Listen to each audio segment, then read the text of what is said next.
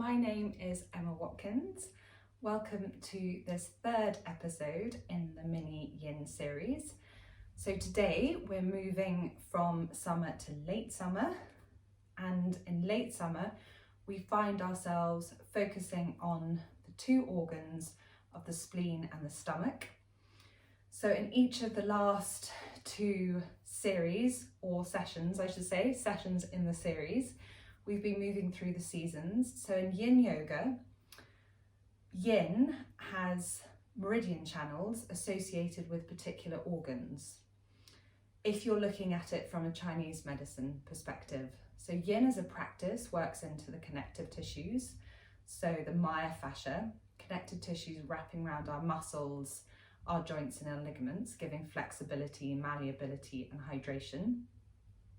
But if we also, in a dual vision, look at it from the Chinese medicine perspective, then there is the understanding that the meridian channels flow through the connective tissue, through the fascia, and the main meridian channels of the body are associated with particular organs, which are associated with particular seasons.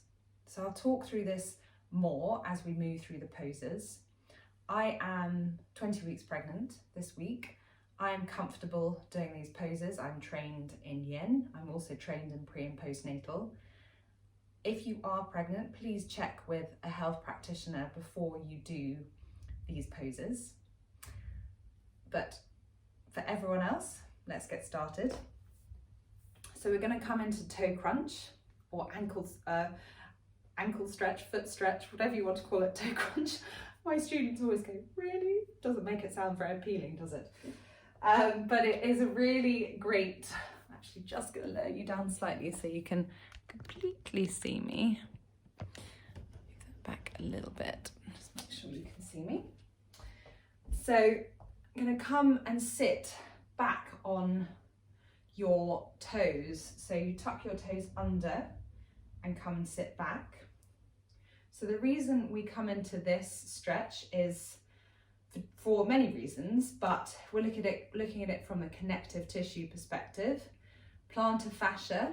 So plantar fascia is the fascia that is on the sole of our foot. It gets really, really tight, as you can imagine. We're on our feet all day, although we are quite a sedentary generation at the moment because of COVID. But it is still really important to stretch out this fascia. A lot of energy gets stored in it. So what's really great when we come into a yin pose, which works into this part of our body, is that we're releasing that energy. So you can imagine it's almost a little bit like an electric current or elasticity. It's not what I would say is a dreamy pose. It's quite a challenge. It is intense. But if you can, ease into it. It's what I'll say a lot with the yin poses that we do. It's our natural inclination to hold, but if we can ease into the pose, then that's how we can work into the connective tissue, because it's important to allow our muscles around the target area to relax. Not so relevant for this pose, but coming into the breath can really help, because it can be quite intense. So if you stay with your breath,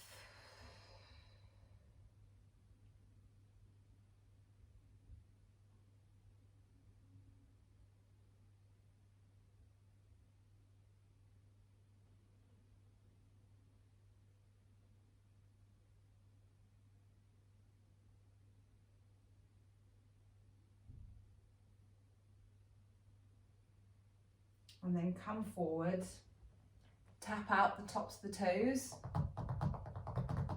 which feels really good.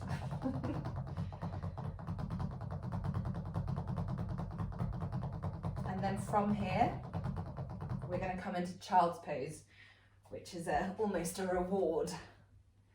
So bring the big toes to touch, the knees out wide, and then extend the arms forward, bringing the forehead onto the mat. Now if you stay where you are, I'm going to come back up so that you can hear me properly. So child's pose, why do we do our child's pose in yin. First things first, with each yin pose that you do, we tend to hold them for about 3 to 5 minutes. If you're new to yin, I'd go more for the 3 minutes. If you're more experienced, then you can stay for longer. Child's pose you will recognise from Ashtanga, also from restorative yoga if you've done any restorative yoga. It's a really, really beneficial pose for the body in all different ways, but specific to yin, so the spleen and the stomach meridian channels, we're working into the quads, into the hip flexors, into our hamstrings as well. So the poses that we do reflect that. Child's pose works into the front line of our body, down into our legs. So it's a very beneficial pose. And if you can imagine when you're in these poses, if you can really keep the body relaxed, that's what's incredibly key, because then once the muscles are relaxed, we then start to work into the connective tissue.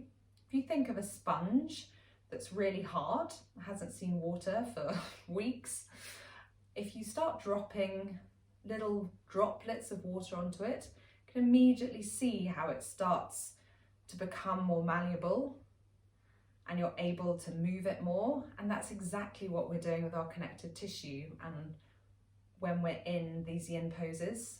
So if you have that in mind when you're in the pose, you can really imagine it. Yin works into parts of our body which we really deem to be fairly inflexible, particularly around our hips, our lower back, our joints, parts of our body where injuries tend to happen. If you think of athletes and reasons why they have to step away from their sport, it is pretty often to do with injuries relating to their joints. What we do in everyday life and exercise, we do stretch, but we'll stretch for 5 to 10 seconds, maybe a bit longer, but we'll be stretching the muscles. So we'll be contracting and relaxing the muscles like we do in Ashtanga or more yang exercise. Whereas yin, we're stressing and holding the poses and going beyond the muscle into the connective tissue. Yes, of course, that does then reflect and work into the target muscle groups. If you imagine the connective tissues wrapped around the muscles, if that connective tissue becomes more malleable and hydrated, it's going to affect the muscles as well. So when you've held your child's pose for 3 to 5 minutes, you can move out of it. But whilst you're still in it, it's also a lovely opportunity to come into the breath as well. So yin isn't a breath practice, but it's a great opportunity to use the breath. I'm in the middle of my pranayama teacher training at the moment. So where are we? We are May 2021. And it is just the most valuable, powerful tool that we have at our fingertips that is so very much underused. And it's just a great practice to insert into other practices.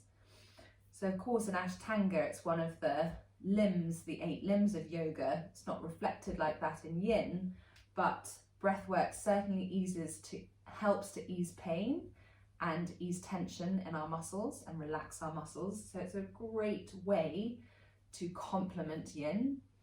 So when you're in your child's pose, for instance, come into your breath, breathe deeply, but not forcefully, and see if you can draw the breath down into your lungs and particularly into your back body. And then slowly coming out of the pose and come forward.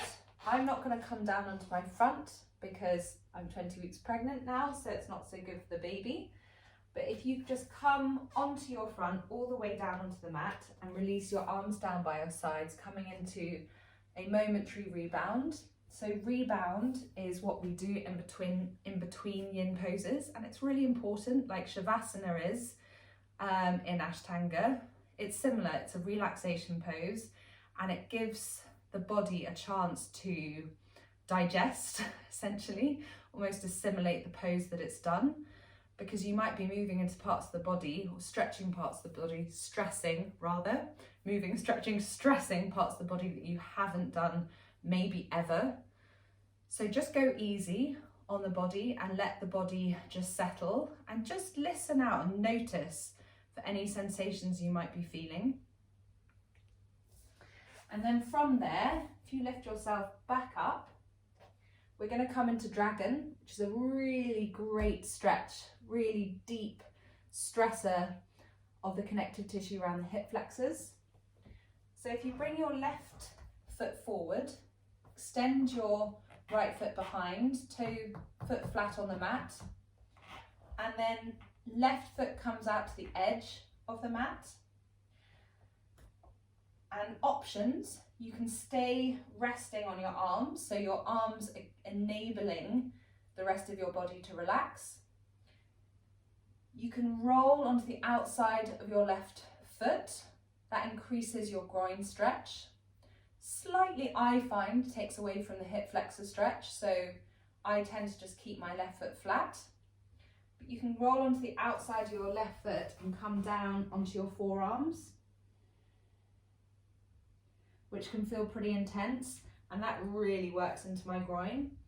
I'm actually going to come back up because I want to focus on my hip flexors. So my left foot is flat, and then I'm just letting my weight rest over my hands. I'm releasing my head and neck, so that's relaxed. And then I'm consciously scanning down the body to make sure I'm not holding the core, really obvious place where we hold.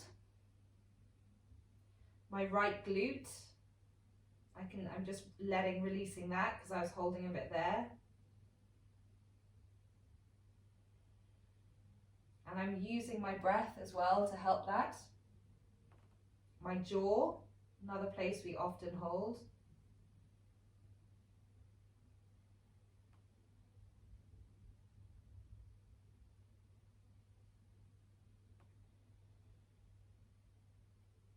So this also works into your psoas muscle, that deep muscle that's attached to our QL.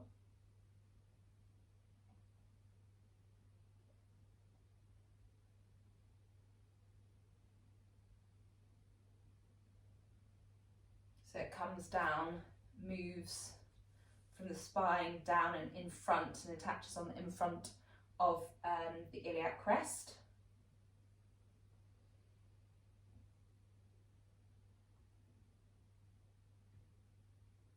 And it can hold a lot of motion, the psoas, the iliac psoas. So if emotions come up in yin, that's very normal, very normal. It can be frequent for some and completely infrequent for others. Don't feel that you're a superly over emotional person if it does, but our bodies do tend to hold, and there is increasing amount of papers, research papers being written about the connective tissue holding the imprints and impressions and memories of our lives. And some people experience very deep level trauma, but we all experience to a degree stresses and strains in our lives. And it is understood that the connective tissue holds stress patterns. It makes sense. So it can feel quite intense moving into some parts of your body, because it may be a particular part of your body is holding a memory associated with a stress or a negative experience or a trauma.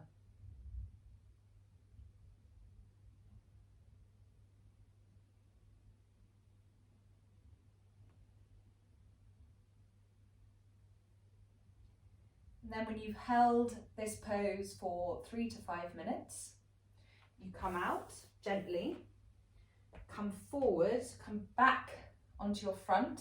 Again, I'm not coming back down. And just take a few moments there with one of your cheeks resting on the mat, just to allow that pose to settle, and just notice and observe the difference between both sides, particularly now that you've only worked into the right side. It'd be really interesting to see whether you notice whether there's any tingling or humming or sensitivity in the right side more than the left. You might notice it, you might not, but the great thing with yin is that it's a real connector of mind to body, of helping our minds and body connect and build self-awareness of what's going on in the body.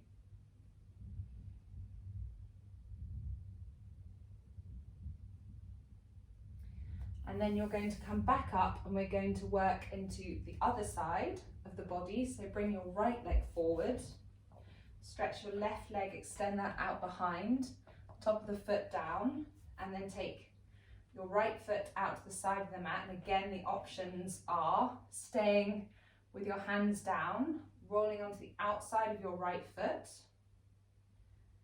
rolling onto the outside of your right foot, coming down onto your forearms.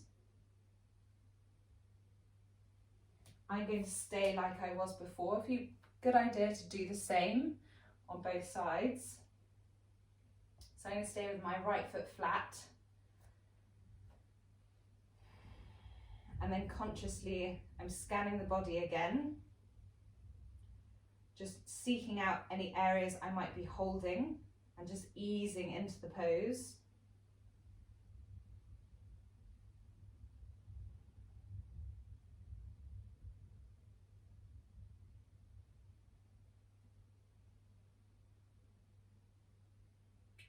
So the spleen and stomach are, of course, very important organs of the body. The spleen, which I've never really realised before I studied yin, it's a really important organ for the lymphatic and immune system, filters blood, creates white blood cells,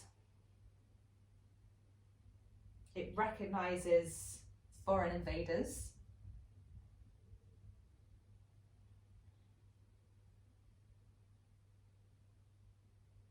so it's a very important organ.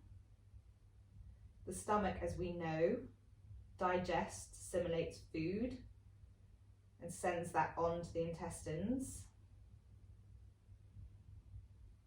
It also extracts energy or qi from the food and passes that to the spleen, which then circulates it around the body. So they work in partnership.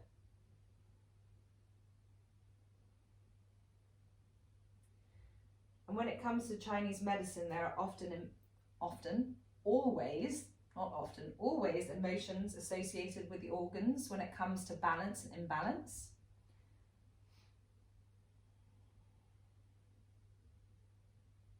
And I'll talk about those a little bit more when we move into the next pose.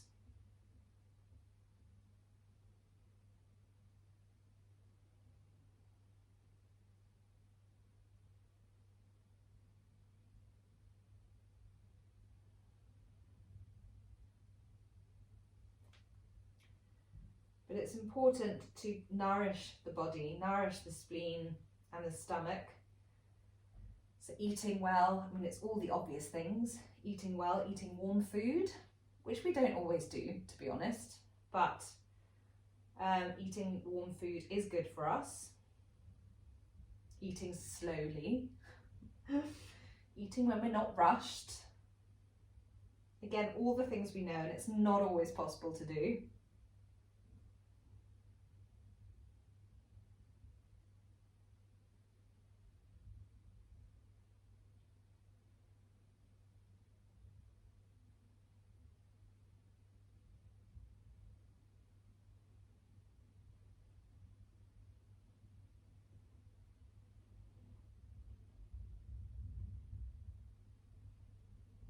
So I'm keeping with my breath. Can be very meditative, very calming. Dragon's a great pose. It's a really good stretch. You can almost feel the connective tissues eking, just starting to become a little bit more malleable.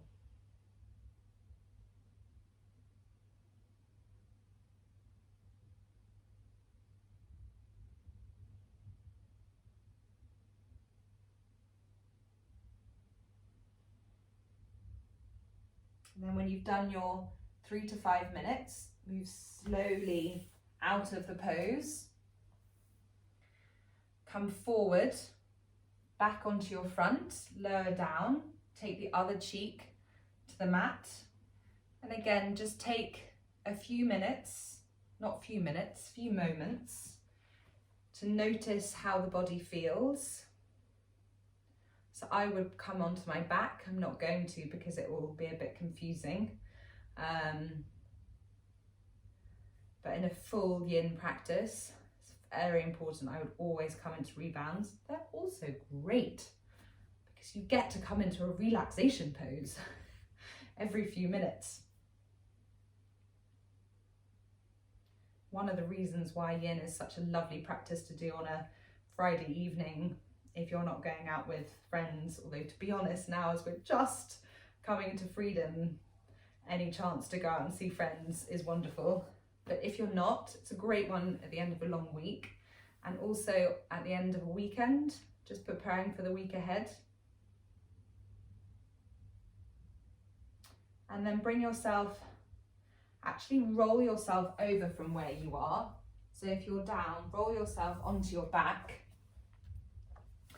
And then extend an arm up. So if you bring your right arm up to begin with. So we're going to come into cattail, really great stretch on the quads. Left leg bent, hip height, comes forward onto the mat. Left hand, grab onto left foot, and then push the left foot down. And then use your left hand to pull the left foot towards your sitting bones, so your bum. So to increase this stretch, what you can do is either push the foot down with the hand or extend the right thigh. You can see my right thigh moving back on the mat.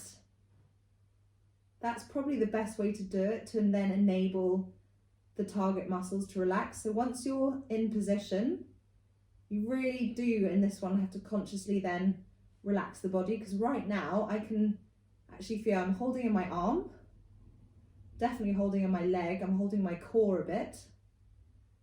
So I'm consciously just going to almost deflate.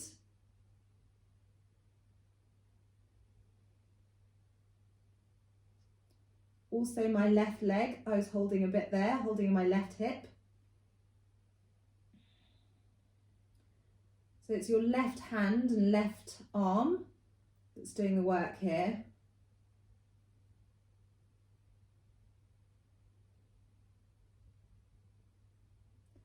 So I was going to come to the emotions. So emotions associated with the spleen and stomach. Worry, overthinking, anxiety, if they're imbalanced. But if they're not, if they're in balance, then they're definitely associated with the assimilation of thought, with ideas. So the spleen houses thought. That's the understanding and belief in Chinese medicine. Also support and nourishment of yourself and others. If there's an imbalance, you can almost seek and need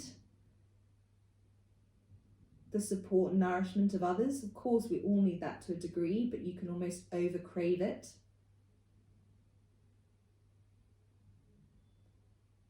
Mental sort of overstimulation, chronic fatigue, so kind of two extremes. Chronic fatigue, there are links certainly with neural activity and mental energy, and of course what what we take into our body feeds the activity of our brain, the energy of our brain, and thinking, mental energy mental thinking burns energy like you wouldn't believe. In the times of my life where I have shed weight has been heartbreak. So when you're constantly burning through energy, mental energy, burnout. So back in 2018, when I overcooked it,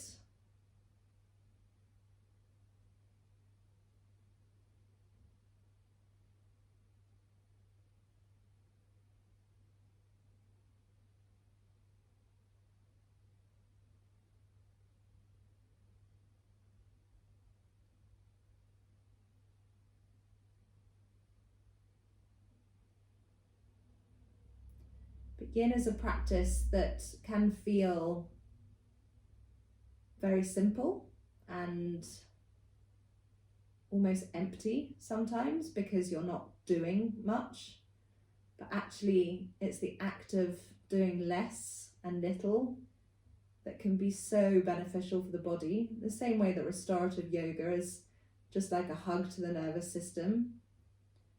Here what you're doing is you're preserving and you're preventing. So you're preventing future injury. You're going to be helping to enable yourself to remain supple in later life.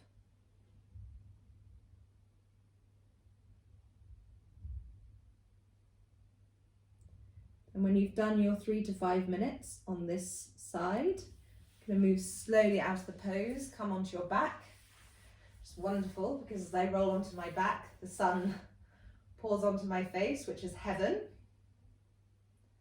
And I'm just noticing how my right leg feels slightly as though someone has elongated it a little bit. And it just feels, there's almost a gentle, very gentle tingling, particularly obviously down the front of my leg.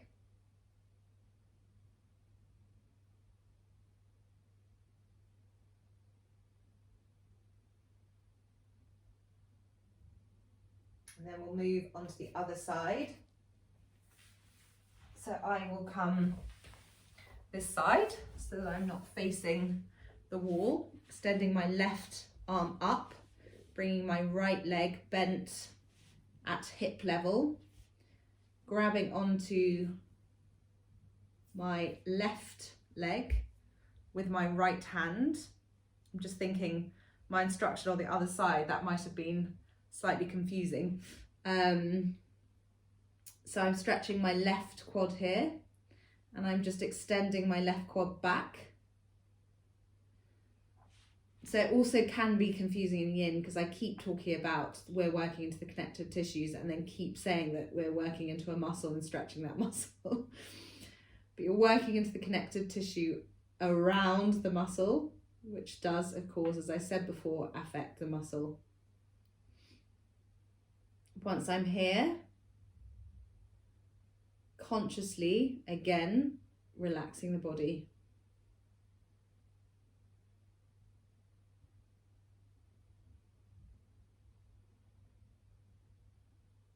And you really notice it. The more you sit in a yin pose, how the body does start to drop.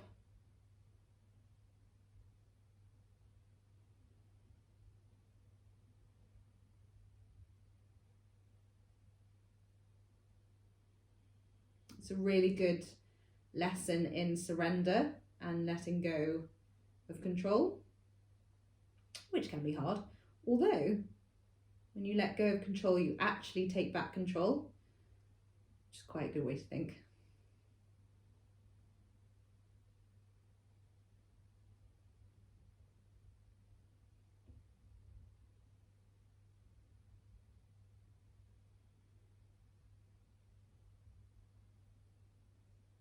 So I've come back to my breath again here.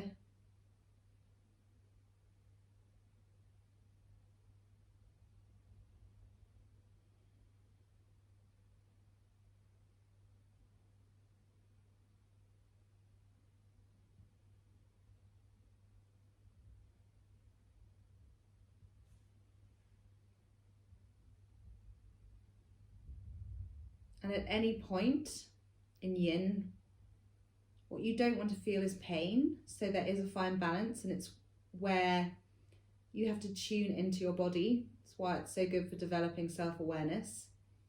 So there is a fine line between intensity and bordering on discomfort, but definitely not pain. You have to listen to that. If you're feeling pins and needles, if you're feeling something that doesn't feel right, move out of it. You can always come to me via message or call or an in-person session if you're apprehensive about doing yin.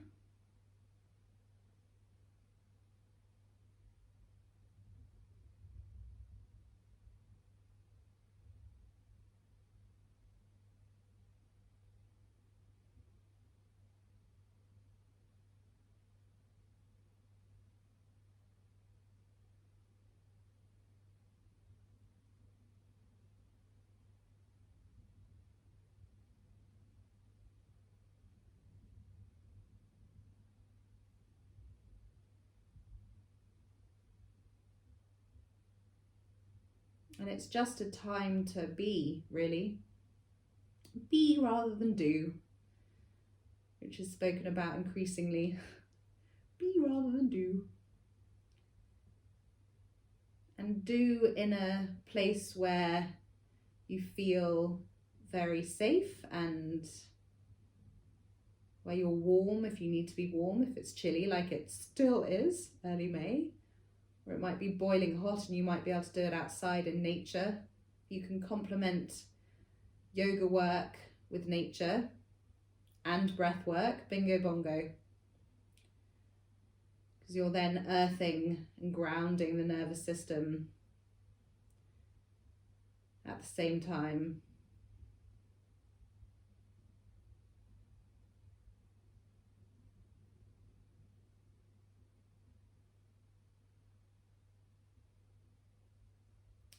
My little one is definitely enjoying this. I can feel the kicks.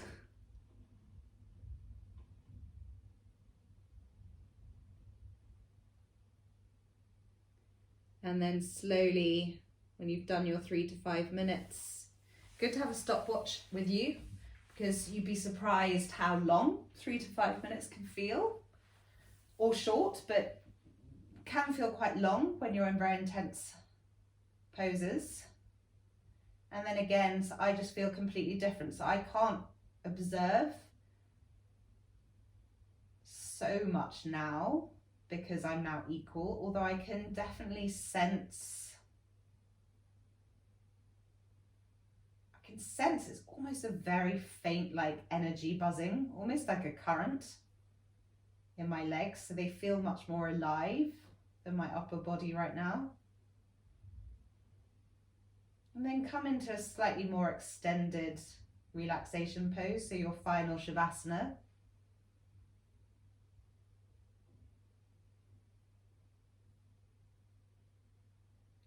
Just allow the whole body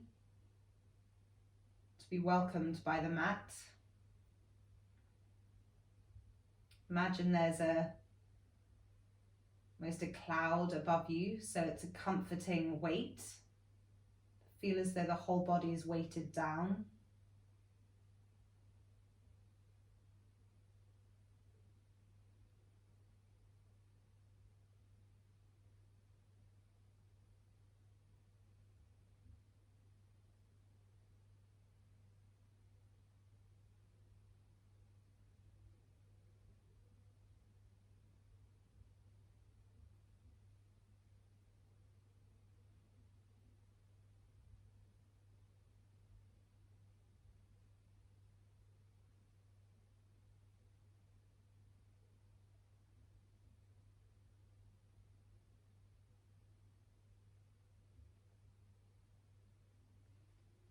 And then gently bring your knees into your chest, give them a squeeze. Roll onto your right side. then lever yourself up to a seated position.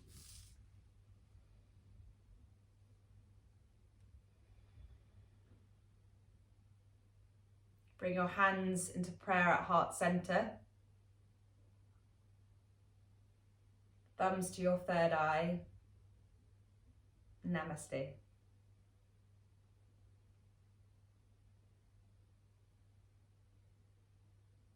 Thank you for joining me today. You can dip into these sessions whenever you need, and I will see you soon.